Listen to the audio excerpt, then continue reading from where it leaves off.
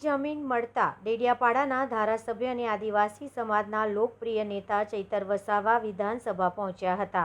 આદિવાસી સમાજ માટે તથા આદિવાસી વિસ્તારમાં ભ્રષ્ટાચારના મુદ્દે આપના ધારાસભ્ય ચૈતર વસાવાએ હંમેશા અવાજ ઉઠાવ્યો અને સાથે સાથે ગુજરાતના યુવાનો વંચિતો શોષિતો માટે પણ તેમણે હંમેશા મજબૂતી પોતાનો અવાજ ઉઠાવ્યો હતો, જેના કારણે તેમનો અવાજ દબાવવા માટે ધારાસભ્ય ચૈતર વસાવાને ખોટા કેસમાં ફસાવીને ખોટી રીતે જેલમાં ગોંધી રાખવામાં આવ્યા હતા। પરંતુ આજે ધારાસભ્ય ચૈતર વસાવા એક જનપ્રતિનિધિ રૂપે વિધાનસભા સત્રમાં ઉપસ્થિત થયા હતા। ધારાસભ્ય ચૈતર વસાવા આજે વિધાનસભામાં સમગ્ર આદિવાસી સમાજની સાથે સાથે ગુજરાતના યુવાનો વંચિતો શોષિતો અને પીડિતોનો અવાજ ઉઠાવશે।